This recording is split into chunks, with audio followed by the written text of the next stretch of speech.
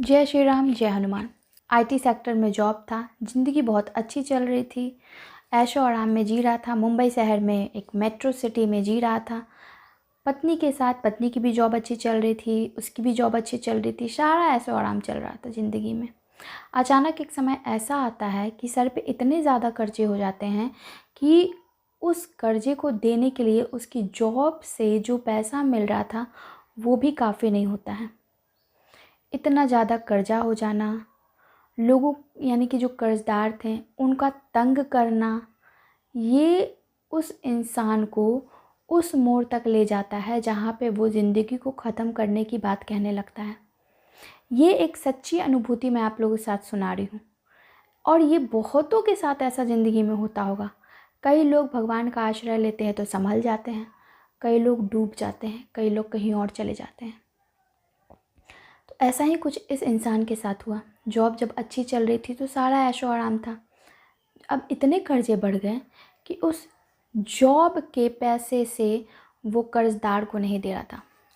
Bike loan, car loan, mobile loan और भी ऐसे बहुत सारे लोन जिसका उन्होंने व्याख्या किया, तो काफ़ी लोन था।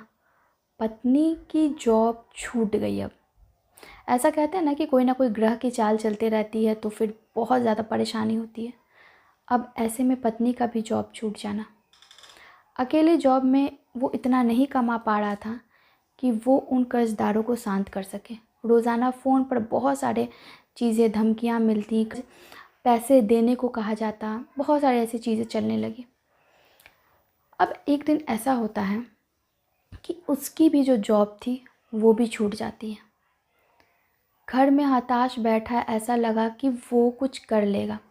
सामने मोबाइल पर एक ऐसी वीडियो आती है जिससे वो प्रेरित हो जाता है और वो था राम नाम के गुण, हनुमान चालीसा के गुण।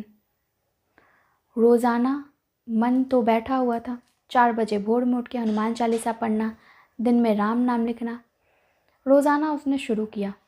करीब 1 महीने हुए। अब उसको एक जॉब दूसरे सिटी में मिलती है जहाँ जाके वो जॉब करता है। साथ में अपने पत्नी को भी लेके जाता है। वहाँ पे लोग आ जाते थे पैसे मांगने घर तक, फ़ोन पे तो परेशान करते ही थे। वो दूसरे सिटी में जाता है, भगवान की कृपा से, राम नाम की कृपा से उसे एक जॉब मिलती है। दूसरे सिटी में जाके वो काम करना शुरू करता है। अब यहाँ पे जब वो जैसे उसने शुरू की राम नाम लिखना, हनुमान चालीसा पढ़ना, धीरे धीरे फ़ोन कॉल्स बंद हो गए कर्जदारों के।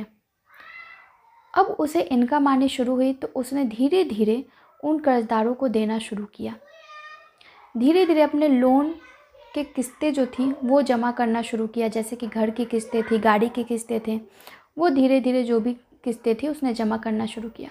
अब धीरे धीरे उसकी जो ज़िंदगी थी पटरी पर आने लगी।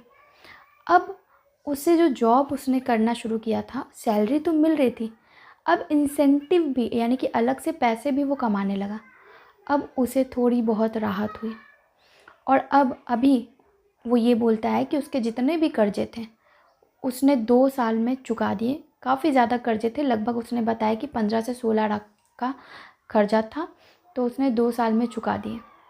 फिर से अब ऐसी कृपा हुई कि जहाँ उसकी जॉब पहले थी और घर था, अपना घर था, वो उसी घर में आ गया और उसकी जो किस्तें थी वो तो ख़त्म हो ही गई और वहाँ भी उसे घर के पास ही जॉब मिल गई।